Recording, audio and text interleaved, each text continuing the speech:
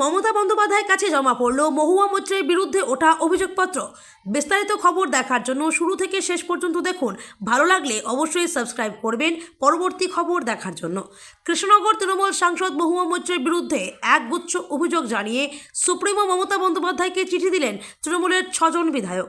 যারা অভিযোগ জানিয়েছেন তারা কৃষ্ণনগর লোকসভার অধীন 5টি বিধানসভা কেন্দ্রের 5 তৃণমূল বিধায়ক এবং মহুয়ারি পুরনো বিধানসভা কেন্দ্র করিমপুরের তৃণমূল বিধায়ক।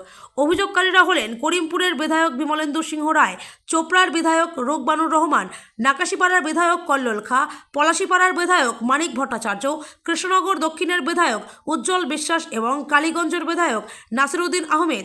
সংসদের শীতকালীন অধিবেশন চালু থাকায় মহুয়া আপাতত দিল্লিতে।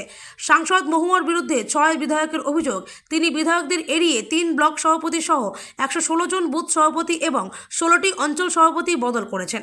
দ্বিতীয়ত, মহুয়া ওই বিধায়কদের এড়িয়ে গিয়ে তাদের এলাকায় যাতায়াত করেন।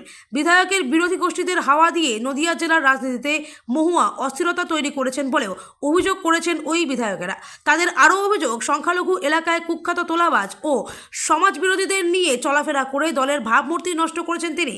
বর্তমান বিধায়কদের সরিয়ে 2026 সালের বিধানসভা নির্বাচনে তৃণমূলের প্রার্থী করবেন বলে একাধিক ব্লকের নেতাদের প্রতিশ্রুতিও দিচ্ছেন।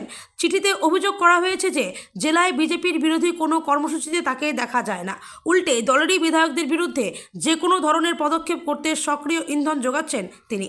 মুখ্যমন্ত্রীর পাশাপাশি অভিযোগপত্রটি দেওয়া হয়েছে তৃণমূলের রাজ্য সভাপতি সুব্রত বক্সিকেও।